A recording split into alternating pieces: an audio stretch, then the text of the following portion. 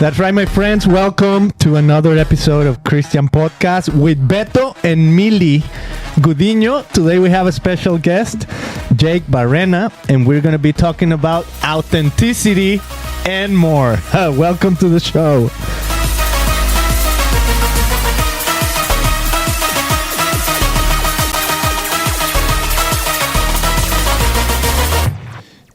Yeah.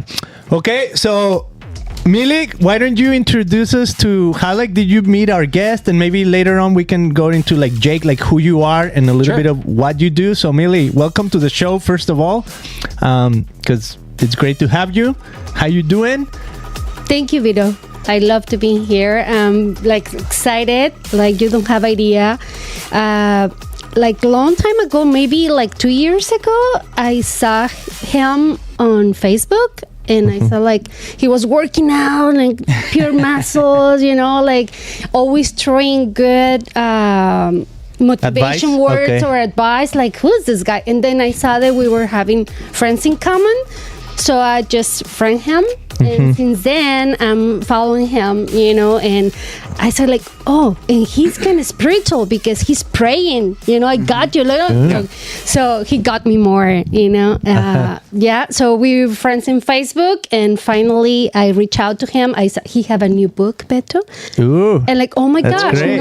he's a writer, right? Great. He's a coach. And yes. Oh boy. Yes. So thank you so much for accepting our invitation. It's so wonderful. I'm ready and prepared to learn more today about who he is and what I can learn, so apply that in my life. Love it. Thank you, Mili. All right, Jake. Well, this is the time. Can we get to know you a little bit, who you are and what you do? Yeah, sure. I've been an entrepreneur for the last 19 years. I've been married for the last 15 years to my beautiful bride, Ashley Britt Barrena. And then I have two beautiful kids. So Kingston James and Tinley Grace. So Kingston's 5, Tinley's 7, and they're everything. They're my world. They're my heart. And then right now, I currently own a real estate company called Barrena Real Estate Group. We have a team of about 18. We do residential real estate in South Orange County, some North Orange County, kind of agents spread throughout Orange County. But I primarily focus in South Orange County, so Laguna Niguel, Dana Point, that whole area. Not really passionate about real estate, but I'm passionate about people. Wow. So I love helping people. It's funny because when I talk to clients and they say, you must really love real estate. You've done it for 8 years. No, not really. I love helping people though. So find a home but real estate per se, the structure of it, I don't care for that, but I love people. So it's a natural fit. And I've been a salesperson pretty much my entire life. I only like to sell what I am passionate about. I cannot sell anything that I don't care Just for. like Mili. Oh, yeah. But if I'm passionate about authenticity, helping people in some regard, I'm all about it. And I could sell a pen. I could sell anything. So, but I have to be passionate about it, that's for sure. So I wrote a book this last year, which I'm really excited about. It took me about 9 months, about 2 months to write the manuscript, which at the time was about 80,000 words. So that's about 300 pages. But then through all the rounds of editing and cover design and the audiobook, which is a huge thing, and that's narrated by me. Wow. Most people don't know that there's 11,000 books published every single day. Wow. So that's a lot. 11,000. 11,000 books. Wow. So that's a lot of content. And so with all that content, one good way to stand out above the rest is to have an audiobook. Especially an audiobook narrated by the author. Normally, out of the 11,000, there's about 25%, so a little less than 4,000 of those books have an audiobook. And of that 4,000, there's only about 10%, so about 350 that are narrated by the author. So that's a very slim margin, and typically it's more of a memoir, which makes sense with my book because my book it's called Carpe Now, and it's about seizing your best life, but you do that through authenticity. And it's through diving into these 10 authentic habits. So a part of that, though, is the discovery process, is you really have to chisel away at this falsehood of who you are. And in order to do that, the tool that I used was my life stories and my journey of discovering my authentic self. Mm-hmm. So I gave my life to Christ July 15th, 2001, and it was a really radical transformation. And so with that, I use that story along with other stories. So when I gave my life to Christ, I was nearly bound for a straitjacket, and Christ redeemed my sanity. I was literally losing my mind. And it was this whole intense process. I overdosed on pharmaceuticals, didn't realize Vicodin. Mm-hmm. And I went through this 12-day, very bad experience where I was being taunted by demons. And I couldn't sleep. So when I would get in bed, I would sink into my bed with pitchforks stabbing me in the back, which felt like, and these were hallucinogens. Mm-hmm. Like they weren't really happening, but it felt like it. Mm-hmm. And the demons taunting me, I mean, it was nearly believable, as in like I thought it was really happening. But at the same time, it was just this really intense experience. Wow. Where at the very end, through a longer story, which you got to buy my book to know, but through a longer story of how this came about, I gave my life to Christ, and within seconds, He healed me, and I took me down this journey and this path of discovering my authentic self and my purpose and my passion and my selflessness and my growth and all these things attributed with that. So there's a lot of gnarly, intense stories in the book. Okay, so this is what I want to start first. Yeah. Emoji tombola.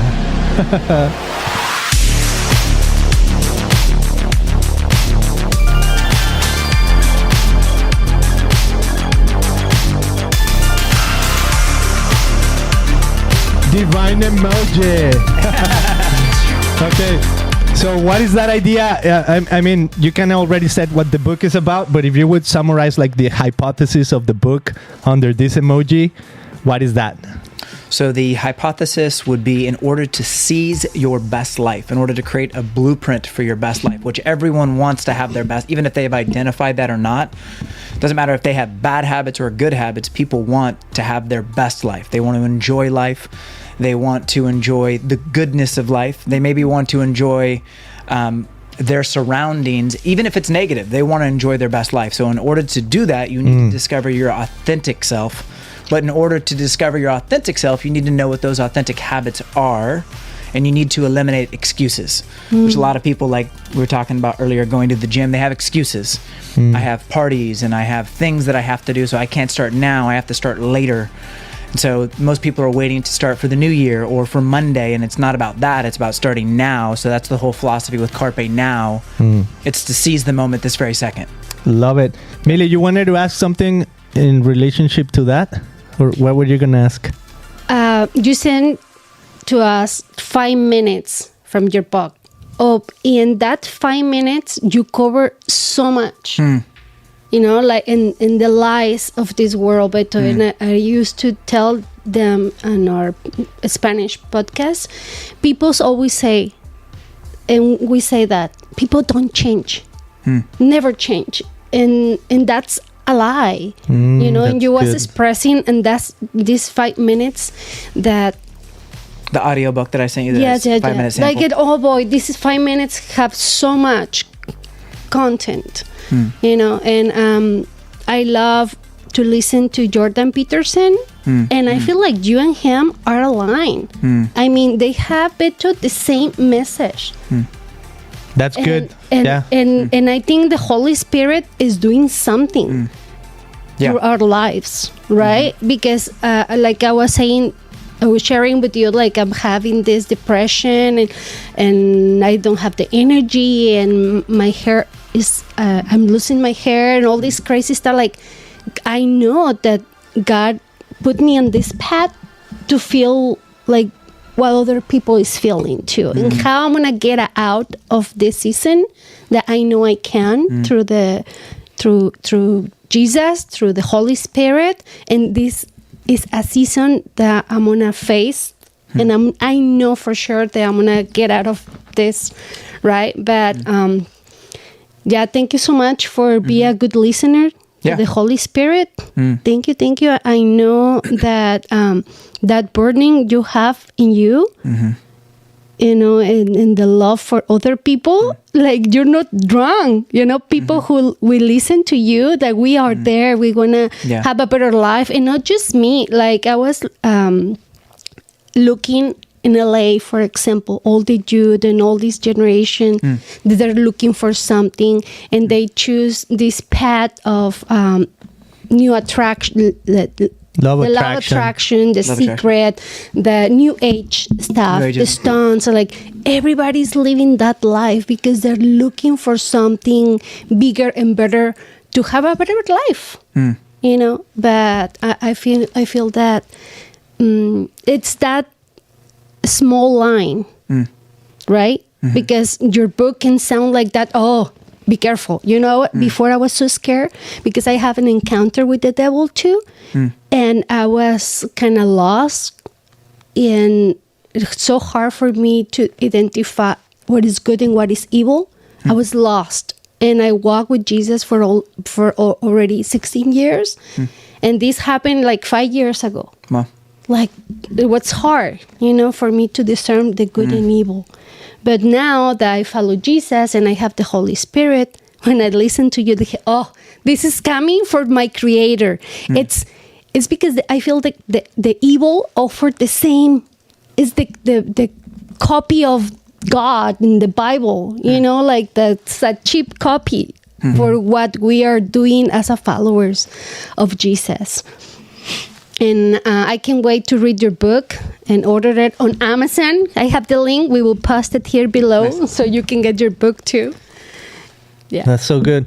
Okay, so there's a lot right there, but I think what I'm picking up, okay, so the main theme is like authenticity, but also I feel like you have a lot in common. And I think, you mentioned almost like battling demons and this like pitchfork and having these, I don't know, are they feelings? Like, could you describe that a little bit? Because I think you're saying you're in the pursuit of your best life, right? So back in the days, what were you pursuing that was that best life, but also that at the same time you had like this demonic encounter? Because I feel like people could resonate with that, just like Millie said, because when you do these things, the law of attraction, all those things, you're looking to be the best you that you can, right? But you look like through these different methods or whatever you want to call them.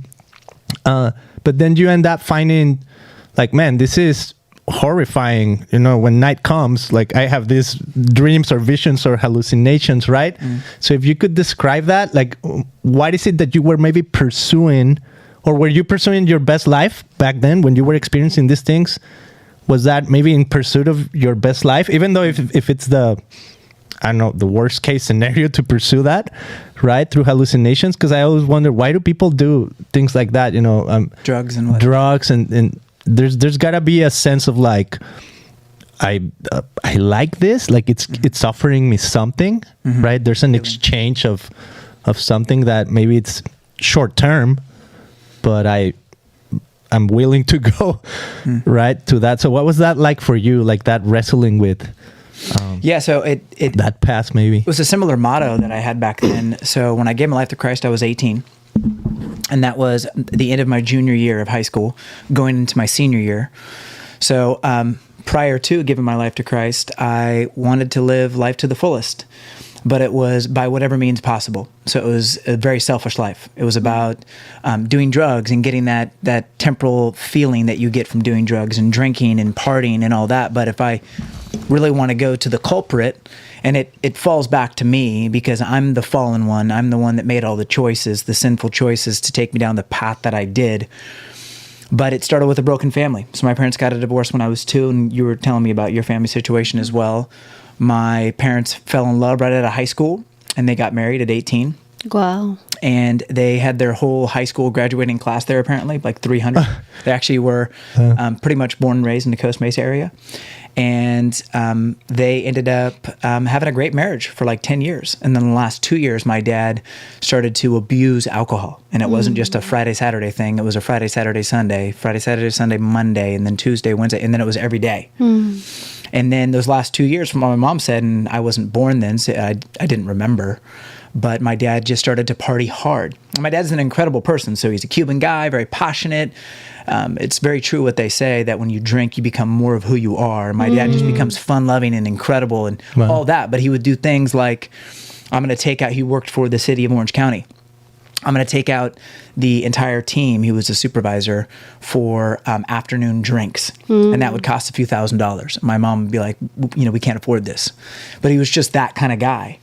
And it just became too much. So my mom gave him an ultimatum, say, stop or get out. My dad's like, no, I want to get out. So he chose to leave. And so by the time they got a divorce, I was 2. I was too young to remember. It was a long time ago. So we were on the run for many years from my dad because my dad was in pursuit of my mom. He realized he made a bad choice, but he was still drinking like a madman, pursuing my mom. So there was a lot of back and forth, a lot of moving. And then finally I got to live with my dad when I was elementary school. We moved to Big Bear and then Costa Mesa and Santa Ana and Garden Grove and all these areas. So it was just a lot of back and forth. My mom was kind of like the goody two-shoe. So I saw my mom as this kind of titan of positivity and this warrior for good. And I didn't really associate her with the church, but she was just good. And my dad was also a titan for positivity, oddly enough, but he was just a raging alcoholic. And so spending time with my dad was always of the greatest desire to me, but I just never got that. And I wanted and craved that relationship. And so I guess to a certain extent, I would look at my dad and just naturally I wanted to mimic him. And he was just the cool guy. He was so fun-loving and everyone loved him. So I'm like, I want to be that guy. And I didn't really think those things, but looking back now I recognize, oh, wow, I wanted to be like my dad. So I became the life of the party. And so a lot of smoking, drinking, and that was junior high, and then high school, cocaine, ecstasy, shrooms, all that. And with that, I was really good at a sport. It was skateboarding. I had some sponsors and I used to compete. And I had broke my foot. And I went to the doctor. And the doctor said, are you in a lot of pain? And I was like, a lot of pain. But I was in no pain at all. But he gave me some Vicodin. Wow. So I knew it was going to be like, sweet, got some drugs. So I was popping those things like candy. And I didn't know that the number one side effect of Vicodin is to hallucinate. I didn't know that. So I was popping them like crazy. It was July 4th, 2001. We were sniffing some coke at my parents' house. I knew my parents were going to come home. We had to bounce. There was like 8 of my friends. So we went to this place called The Ditch. And it was a ditch that we would like graffiti up. And we used to rap. I used to be a rapper back in the day. Wow. Show us some of that. Come on. I ain't got nothing. It was a long time. It was like 22 years ago. Wow. So my rap name was Digest the Best. So Digest the Best? Wow. That's fun. So this was a thing that we would do. We'd go to the ditch and lay some raps. Had some friends that were beatboxers. We're sitting there hanging out, and this is where it all started. I didn't, again, realize that I was about to go on this journey from the side effect of Vicodin. Did not know, but I'm sitting there with my friends, and in my head, I'm like, you know what? I'm gonna try to make my hands melt together. Just odd thought. Like, who thinks that? But and that was on no drugs to make me think that. Yes, we had smoked a little bit of weed, but like weed was a daily thing, and it didn't really affect me. And maybe a little bit of alcohol, but we did that all the time. And by this time, I was an abuser of alcohol and drugs for 5 years. So we're sitting there. I put my hands together, and they melted together, and they turned into an A. And then neon green Christmas trees and Smurfs started to fly in the air. And I went like this, and 8 of my buddies kind of looked at me, and my heart started to panic like this. But then I didn't tell anyone because I knew that if I told people, they would look at me different and be like, Jake's losing his mind. So, and clearly from that moment on, worst nightmare. So I was like, because you said that was without the hallucination?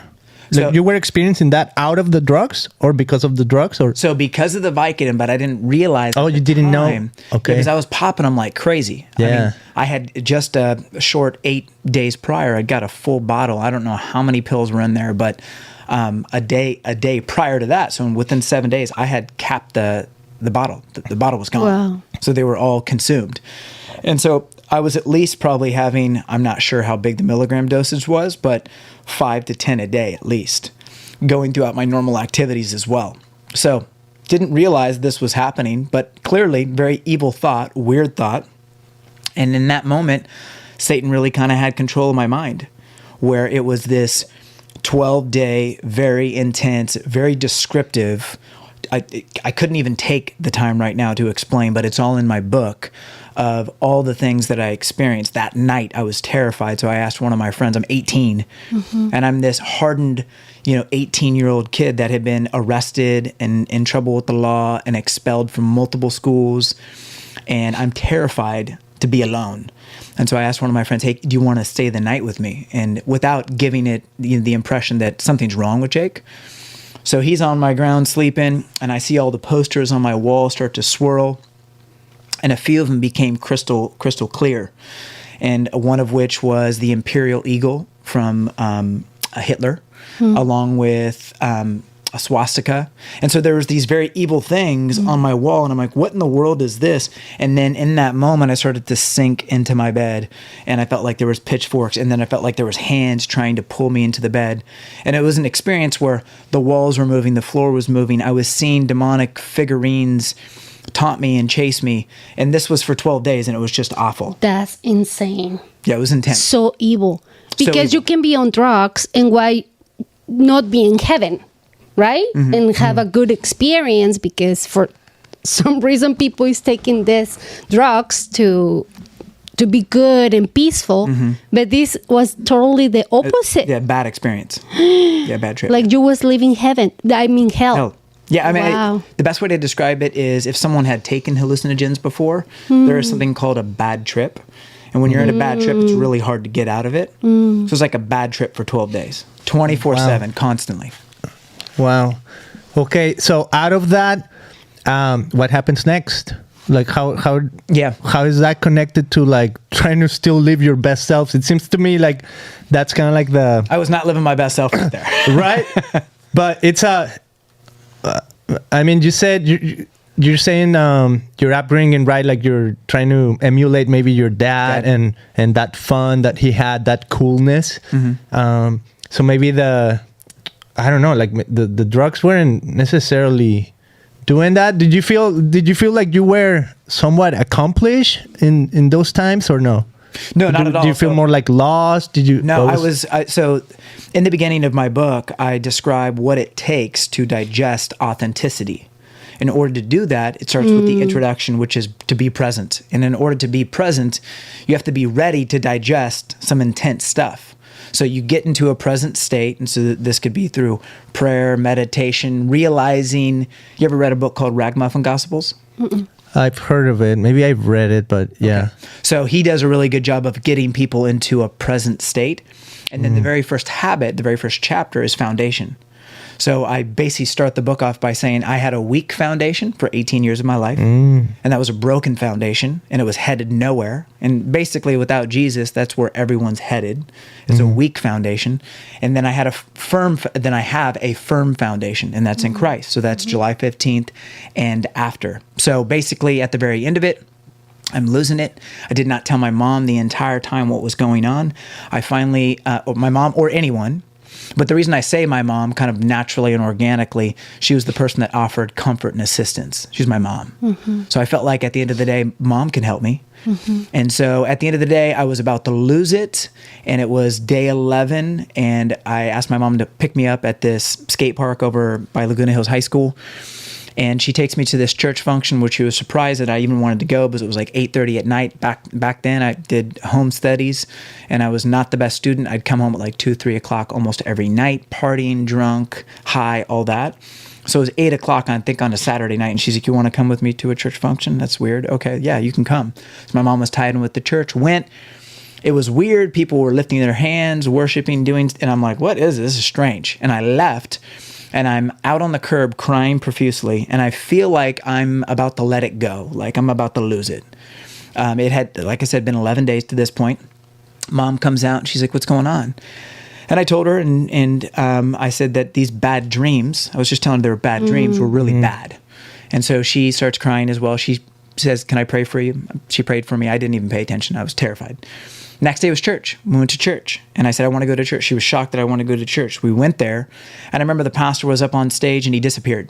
I mean, he didn't really disappear, but he disappeared. And these prison bars appeared behind him. And I just felt like, okay, this is it. Like it's 12 days into it. And it was a full blown spiritual war for 12 days. And I was in the trenches, in the thick of it. So I go to the car, I am bawling.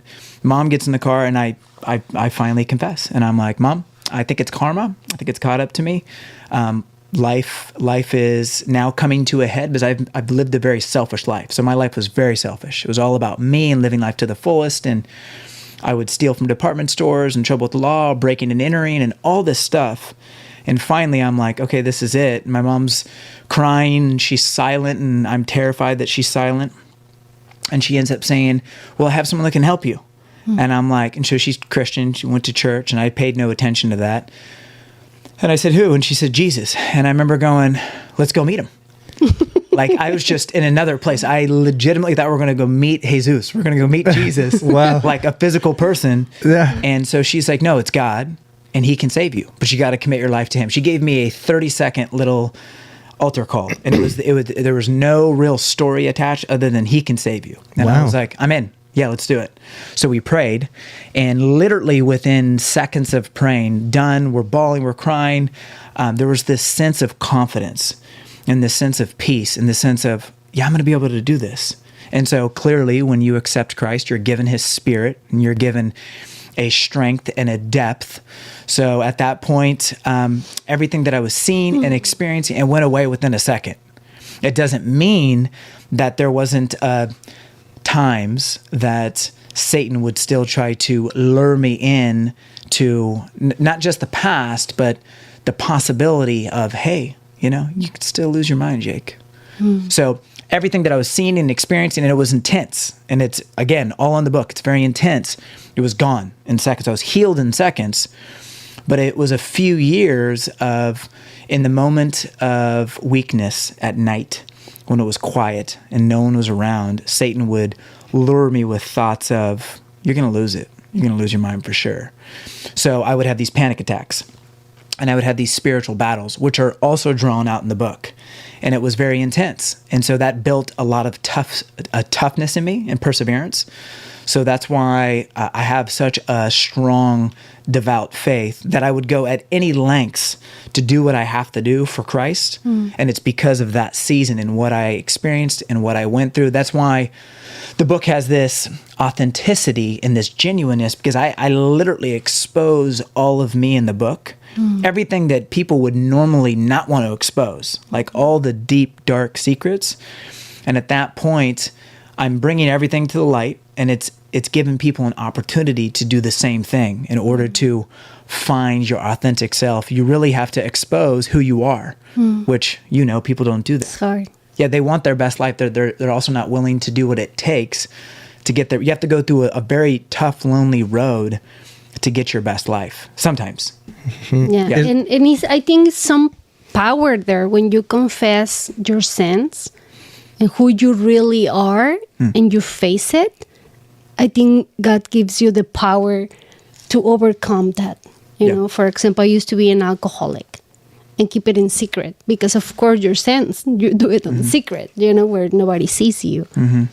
And it's a huge power. Like, no, I'm an alcoholic. And that's how I stop people. Because they will drink. Like, no, I have a problem in the past with the alcohol. And if I drink one, I want to drink, and it's hard for me to stop. So, no.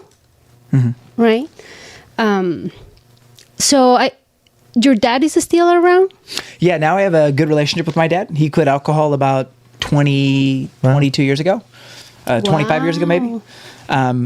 It's as good as it can be. And by great, I mean that my dad is at a distance. He lives in Washington State. We still talk pretty regularly. I think the feelings that I had when I was younger, like I wanted to be like my dad, because I didn't really get the attention from my dad like I wanted, I put those feelings to rest in my early 20s because I always craved that intimate relationship with my dad, that close relationship. Never really got that. My dad's not also the most in-depth kind of guy. He's an incredible person. I don't want to knock my dad, but he kind of lives on the surface to a certain extent. And I was just talking to one of my friends this morning at the gym. I like to go deep quick. and some people can't handle it, and I'm kind about it. But like, he brought up the whole, okay, when someone wants to be authentic, they take it that they need to be aggressive and assertive and direct with people. And it's like, well, if you don't like my truth, then too bad. And it really comes across very selfish. And I said, well, fundamentally, in order to be authentic, you need to be selfless. And that is one of the authentic habits. You have to be selfless. So it comes from a place of kindness and love and generosity, opposed to some people take authenticity the wrong way. There's this genuine, I need to be me and not like you, and I need to bash people for what they believe and what they do. And even though I have strong beliefs, I have such an eclectic group of friends that don't believe what I believe. They have different political views, different views in God. They don't believe in God. And I still love them. I'm still next to them. And they're still next to me because we have this common ground where we can be genuine about who we are.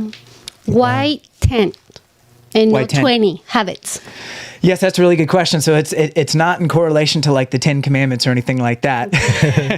But I wanted to be able to really dive into what does it take to be authentic without an overkill of like, here's 50 habits. It's like, well, this is really intense. And I think 10 is even a lot. But I think it's the right number for actually being able to dive into the authentic you. The book works in a way that when you're diving into these habits, it can be chiseled away one habit at a time. But it can also be that like, hey, I know my foundation. Like I know the core and the anchor of who I am, which that is, let's just say Jesus. Okay, that's great. So you have your foundation. Maybe you can skip that one and go to the next. There's still relevance in each habit, but they work in a way to where you can jump to one or the other. You talked about fitness. So one of the habits is fitness, especially within the Christian world. Like we have someone, and I don't want to name a name, but in our life, he's a spiritual man. He's an incredible man, but he's very overweight. He's like 200 pounds overweight. So can you really be that spiritual if you're 200-300 pounds away? He looks like he's about to have a heart attack. So that's not good. I know a few. Yeah. So at the end of the day, all the 10 habits are there for a reason. Yeah. That's wonderful. Yeah. Sorry, Greg Rochelle, probably I changed your name. I don't know how exactly pronounce. Better always laugh at me because I change names. But that's I pronounce it well. Good. Kinda. It's pretty good. But pretty good. He was Craig saying Rochelle? that one. That he will do one every year. One new habit. One you have it every year. So can you imagine? I've been doing that 20. I wanna say a number. I don't remember exactly, but like 20 years. And if you think like in 20 years, 20 new habits, it's amazing. It's so good and can be, just using the floss, for example. What you're gonna, no cavities because you're doing the work. It's so small things we can do and apply in our lives to change, right? And do it for good. So how hard was for you making this book? Like, in what time? You have your company, you have your kids. How you did it? So I'm not limited by plateaus. I think that people believe in plateaus, and I think they don't exist. It's more God's timing. God will allow things to happen when it's His timing. And so I say that because before deciding to write a book, which was at the beginning of 2023, I spent 3 months journaling. I've been journaling and spending time with God faithfully every day. And yes, I've missed days here or there for 22 years, a long time. So that is one key element, I think, to my life, is that I, every day, even if it's for 15 minutes, I'm like, God, I'm going to spend time with you. And it's just, I'm going to listen. I'm going to get into your word. I'm going to pray. I'm going to meditate. I'm going to journal. I hate to journal, but I journal. Like I do the things that I don't like to do because I want to get where I want to get. And that fundamentally is really changing the world. I want to change lives for Christ. I want to change lives for His kingdom, and I want to impact people one at a time. And the only way to do that is to start with myself. So I journaled the first half of 2023. Do I really want to write a book? Prayed about it, thought about it, and it was a big yes. Like, yeah, I'm going to write a book. I have no clue what I'm going to write about. And then I spent 30 days, about a month, putting together a framework as to how I'm going to write the book. And a part of the habits were, okay, if I'm very engineer-like when I create something, okay, if I'm going to create a self-development book, which I thought that's the angle I wanted to go, so a nonfiction book, those are hard for people. They're hard to digest. There's a lot of people that don't like to read those books. So how can I create a novel-like book, in my mind, a fiction-like book in a nonfiction that read like stories, that had a memoir type feel, where it was like, oh, this doesn't feel like I'm digesting like what? Okay, authentic habits, 10 authentic habits, that's intense.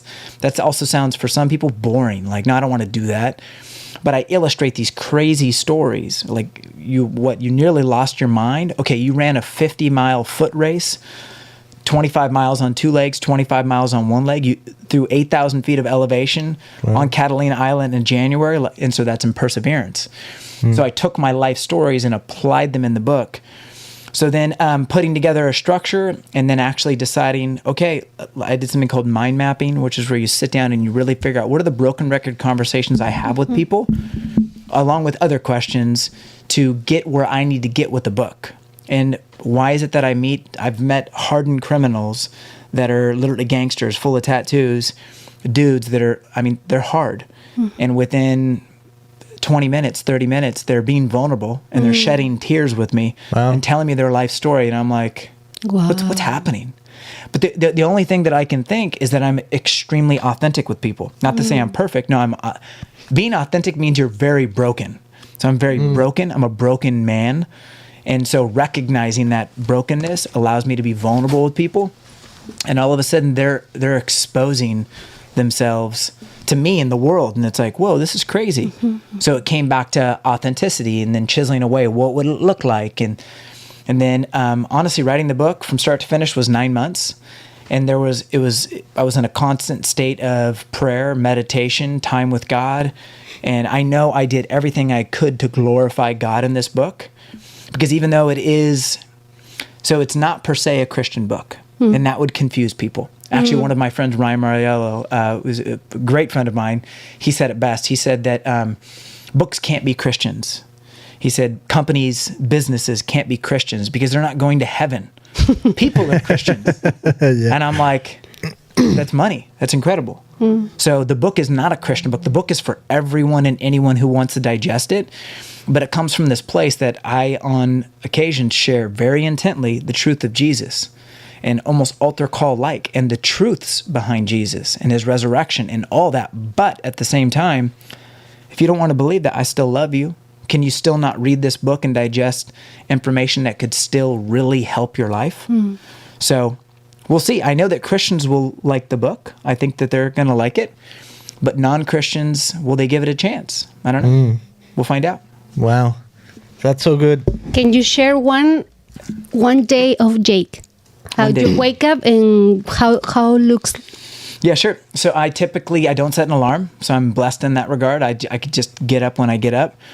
When I'm really, my wife knows, she laughs. When I'm really excited about whatever's happening, which is kind of like all the time, like 24/7, 365. My standard go-to time, I get up at about 4 a.m. But some days I sleep in, and that could be at the latest 6 a.m. And if I can't sleep past 6, but if I did, I would feel worthless. Not that that's necessarily true, but it's just a feeling that I have. But I get up typically at 4. Sometimes I get up, though, at 2 a.m., 11 p.m. the night before, and I just start my days. So I get up really, I'm not even joking. And just sleep through the day? Young, because I know the older people, they can sleep so long and they wake up pretty earlier. Yeah. But you're young. Yeah, no, I'm young. I'm only 40. So, but my go-to time is 4. I get up, I spend time with God. So that is undebatable. Doesn't matter if I'm traveling, whatever I'm doing. And I think what allows me to be effective in that, as I say, it's just 15 minutes. But really 15 minutes turns into 30, 45, hour and a half. It's always different, but I basically put my journal, my Bible, maybe another book, concordance. I start with prayer and I just go, where are we going? And I spend time with God. And then I go to the gym. That's kind of like my coffee. So I work out every day. I don't take days off. It could be light days like today. I have a rule, and the rule is no more than 60 minutes in the gym. So I went to the gym, and I normally start with the sauna for 20 minutes, but I got caught in a very deep faith discussion in the sauna with this random guy. Sweet. Wow. And so I was in the sauna for 50 minutes, and I was like, ah! And I had thermo on, a sweater on, thermo pants, sweatpants, and I was just dying. So I had 10 minutes when I got out. So at that point, it was like, I'm going home. I got to show up to a podcast. So, and then I'll typically either go to work or take one of my kids on a date. I date my kids every week, so that's really important to me. At least an intentional date where I'm like, hey, Kingston, we're going to go somewhere fun. And it doesn't always have to be spending money, but let's spend time together. I go to work, I have appointments, I do my normal to-dos. I try to get done around 3-ish, 3:30-ish with all that because my kids have jujitsu in the afternoon at 3:30, so I try to be a part of that. And if I'm not a part of that, then I'll typically get home around like 4 or 5 o'clock. But for me, it's appointments, it's calls, it's emails. I have creative time set aside where I call it my creative hour, where it's at least an hour where I'm trying to create something new. So I'm working on this Bible study for you version right now, and it ties in with Carpe Now, and so that'll probably be available in the next 6 weeks to 8 weeks. So I'm trying to create always something new in future books and future ideas. I'm always being an entrepreneur like I have been, and I've created 12 companies, and they weren't big companies, they were small companies, but I've been in business for a long time. I have this itch to always want to create. So I'm always just kind of creating things. And then I get home, I try to spend time with wifey and the kids, and have intentional time where I don't have my phone on or around me. And then we try to get to bed at a good time, like 8, 9 o'clock, and then start it all over again. I don't have the typical days off. Yeah, I don't have the typical days off. So I don't do like weekends off, like Saturdays and Sundays. To me, Sunday is like Monday. Monday is like Saturday. Like every day is go time. Let's go. Yeah. I always tell people, which they don't get it, and maybe you might get it, maybe your listeners might get it, but I work 365, and then I also take off 365. So I rule my schedule. So I take off days and times and periods that I want, and I don't have my phone on me. So my phone's right there. It's away from me. And then I have days where I'm like go mode, like boom, let's go. We're crushing it. We're killing it. So yeah. Wow, that's intense. That's a good example for us. That's great. Oh, thank you for sharing, man. There's so much in what you've said, and thank you for sharing your story. And for sure, if people want to like go deeper into the story, like go read the book Carpe Now. And I mean, I love how you wanted to put the book into like kind of like nonfiction, fiction realm, right? Because people understand stories, right? And if you think how Jesus spoke, it says, the Bible says that he always spoke in parables. So it's like, wow, it's so important because stories are powerful and are memorable, right? Like we remember things. But also I want to commend you because, I mean, writing a book and listening to the Spirit and putting it out and all the work. And like you said, I mean, you have a busy and not busy life. Right, as you just said, but also I think what I love is that I think you found authenticity, and I love the idea of persuasion, and I think that's why so many people want to write books. Right, you just mentioned at the beginning of the episode like 11,000 new books a day published a day. I mean, that's massive, but I think it's because humans have this desire to persuade one another, right? And to tell stories and to say, this story that I'm telling you matters, right? And whether, like you're saying, you hang out with people on different political spectrums, and I think we all have, friends and family who might align differently than we do, and they're still friends and family, right? But I think just the idea of persuasion and to trying to say, can I live a life so impactful that maybe through a book, maybe through like you witnessing my life, you might be persuaded to being authentic yourself, right? And to be vulnerable. And I think you found so much value in that principle of authenticity. And like you say, maybe coming from a broken foundation to a firm foundation. And I love that you mentioned Christ, right? But also in a sense, I think even people without Christ, I think the idea of having a firm and a non-firm foundation, I think it's understandable, right? I come from a broken path. Okay, that's something anybody can relate to and understand and see. Okay, yeah, I want to check this out because I come from a broken family background, or my dad was alcoholic, or my dad wasn't home, or whatever it might have been. But coming with the maybe, I don't know. Maybe I think when people pick a book, I think it's because we want to be in a sense persuaded by it, right? And maybe the book speaks to us, or maybe it doesn't. But I think the cool thing about like even being sitting down with you right now is like we get to know you and the heart behind maybe the book, right? And I think that's ultimately what a book is. It's like, who is this person and what's their true intention in writing, right? So that's where all that to say, I want to commend you for taking that step and for wanting to persuade people and say, be you authentically, and even to recognize, because you mentioned this, to recognize that being authentic, there's I don't know how you would phrase it, and maybe you can do this right now, right? But it seems to me like you're saying there's a right way to be authentic, because also there's a deceiving way to be authentic. And that's almost paradoxical, because authenticity is basically saying this is truth. But you're saying that the truth you're living can be a lie or can be deceitful in a sense. So can you speak a little bit more into maybe how you differentiate like an authentic vulnerability or authentic self versus... So just hearing you, I think that there's two questions that you have to ask is, so I know a lot of people that are authentic. So it's, are you authentic? And they're like, yes, I'm absolutely authentic. And I would say I agree. But then the next question is, are you living your best life? Are you happy? Are you content? Are you fulfilled? Are you pursuing a mission that gives you a passion and an aliveness to not just like your life, but like every day, every moment? Yes, there's moments that I feel, bedraggled and beaten up and I need to maybe, so I have this guy in my life group and I love him, but he sarcastically, and it's fine, it's sarcastic, but he's like, carpe now, right? Carpe now. And I'm like, absolutely. But he's said it a couple of times in regards to me relaxing. And he's like, is that a carpe now life? Yes, it is. Because in moments, that is carpe now. You need to seize that moment. And sometimes that moment, God is calling you to rest and chill and kick back. So I think to answer your question, it's, okay, are you authentic? Okay, maybe you are.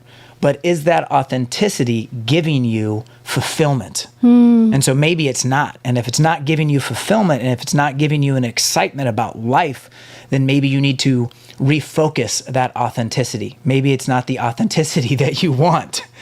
So because a lot of people they're struggling. They're not only financially and physically struggling, but they're emotionally and spiritually struggling. There's people that seem like they have it all figured out. They have all the money, all the cars, all the nice things. But then they inevitably end up killing themselves or just doing these atrocious, awful things. And I don't really per se believe there are bad people. God has not designed bad people. He's designed perfectly created people, but they're fallen people. And these fallen people make bad choices. So they take themselves down this path that is unfortunate. And we're all capable of taking that path. And most people, believer or non-believer, would not battle this one, which we all have freedom of choice. And you have the choice to choose your life.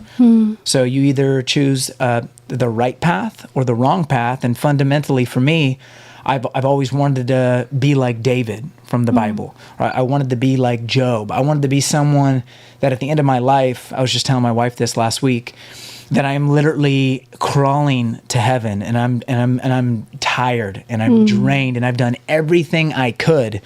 And God's like, that was intense. You just did it. Wow. Opposed to like just, doing some good. I don't want to just do good. I want to do my best, whatever that is. I don't know what that is, but I know I'm just going to do it. And so people have told me I had some epic fails in the past, businesses that have failed. And I think people thought that, oh man, Jake's broken. And I think to their surprise, they're like, how's Jake not affected? How you did it? Yeah, I honestly, because I I don't put all of me into that company. Or if my book tanks, like there's 11,000 books that are published every single day. The lifetime sales for a book, the average lifetime sales is 1 to 300 copies. Lifetime. 1 to 300 copies. But I want to be a bestseller. And I don't want to be a bestseller because I want to make money, because I don't lead with making money. Making money is nice. Because I got to support my family and my community and my church and God and do all that. But I want to be a bestseller because I want to impact lives. And to be a bestseller, you got to sell about 10,000 copies on a given platform in 1 month, 30 days. So if I don't do it, it's not like people in the past, like, Jake, man, sucks, right? And it's like, no, like I've already moved on. I've been doing this now for 22 years, grinding for Christ. And by grinding, it's a good grind. I enjoy it. I love it. It's like, man, Jake, you work so much. And I do. But work to me is my passion. And work is, I lead with helping people. How can I serve and help people? That's who like you real are. estate. Like I don't like real estate, but I love people. So I want to serve people. And so I'm going to keep grinding until the day I die. I don't care if it's, today or 100 years from now. I'm going to keep going until I cross the finish line. And God's going to be like, whoa, you did it. That was intense. Yeah. I can't believe, and I want my kids to see that. I want them to see that legacy so that they then can carry, that is a huge thing for me. Legacy Wow. specifically in my children, where they're like, wow, this guy, my dad was a titan, as in he did everything he could. And I might not make it to like the David Goggins status or like someone that's well known. That's okay with me. But as long as I did everything I could do to assist people, help people, love people, give back, which I feel called to.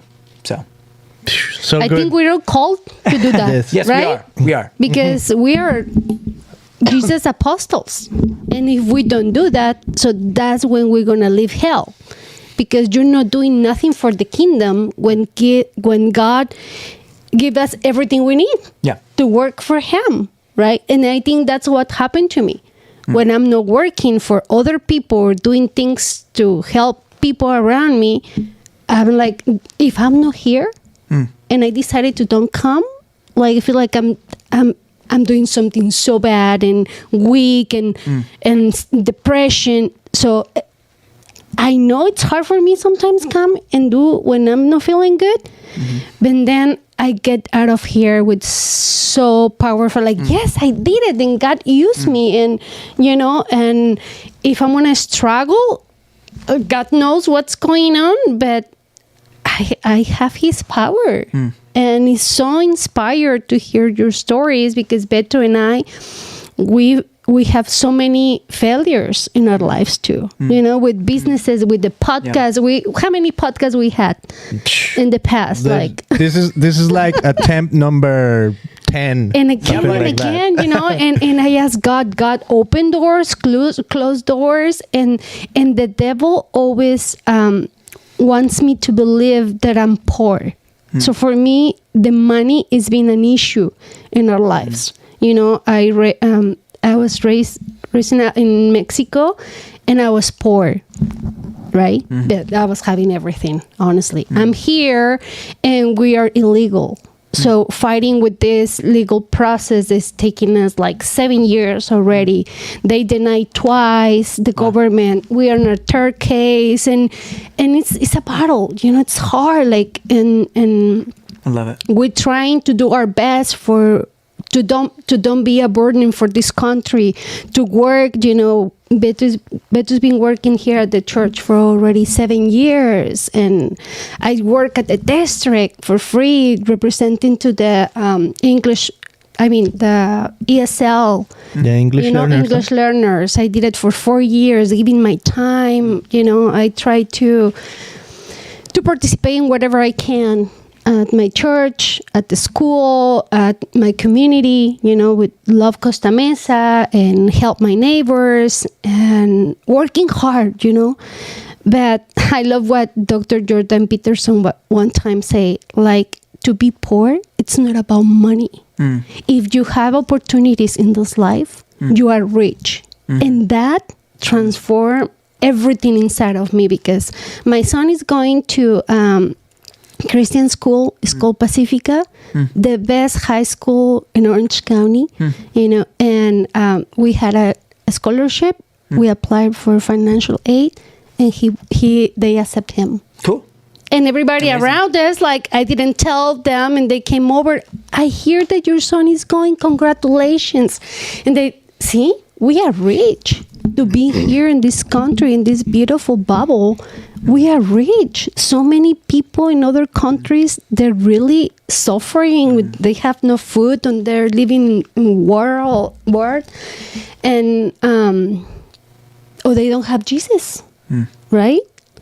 But it is this continue fighting with the devil. Like, you're poor, you don't have a car, you don't have this, you don't have that. And it's hard. Like, sometimes I believed him, and the exercise of to be, I don't know, some power comes to me. I think it's more serotonin in my brain. Serotonin.